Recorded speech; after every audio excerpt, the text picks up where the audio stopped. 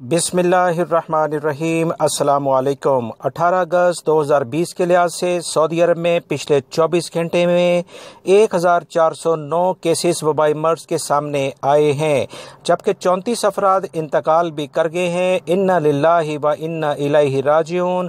آج کی رپورٹ میں سب سے اہم اور اچھی خبر یہ ہے کہ ایک بڑی تعداد غیر ملکی اور سعودی شہریوں کی وبائی مرض سے شفا یاب بھی ہوئی ہے، صحت مند ہوئی ہے، جو کہ 4526 ریکارڈ کی گئی ہے۔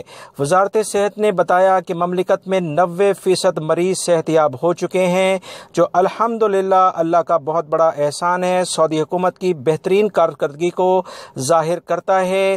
اسی بنیاد پر دوستو انشاءاللہ اچھی امیدیں انٹرنیشنل فلائٹس ہوں یا دیگر اہم کام کے بارے میں پیدا ہوتی ہیں۔ یہ ہیں وہ پوائنٹس جس کی بنیاد پر ہم اچھی امید قائم کر سکتے ہیں۔ مزید تفصیلات کے مطابق حائل میں سب سے زیادہ کیسز سامنے آئے ہیں۔ حائل والے احتیاط کریں، کبھی یہاں پر کوئی بھی مریض نہیں ہوتا تھا، 3 مہینے تک وجود نہیں تھا وبائی مرض کا، مگر اب سب سے ٹاپ لسٹڈ حائل آ چکا ہے۔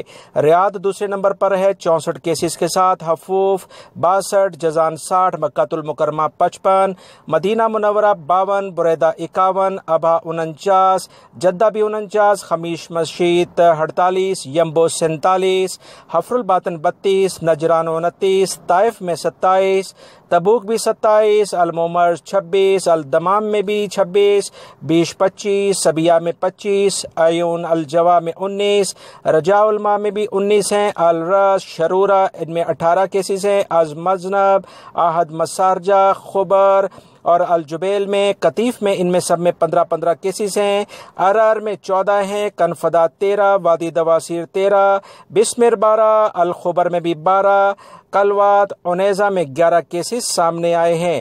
لہٰذا وہ تمام غیر ملکی افراد جو کہ ان تمام علاقوں میں یا دیگر علاقوں میں رہتے ہیں بہت احتیاط کریں۔ اہم علاقوں کی تفصیلات دوستوں میں نے آپ سے شیئر کر دی ہیں۔ سعودی حکومت بار بار اعلامیہ جاری کر رہی ہے، احتیاط کریں، اسی سے وبائی مرض کو شکست دی جا سکتی ہے، اور زندگی کے وہ کام جیسے انٹرنیشنل فلائٹس ہیں، سکولز وغیرہ ہیں یا دیگر شعبے جہاں پر ابھی بھی سختی ہے نہیں کھل پائے، وہ تب ہی کھل پائیں گے۔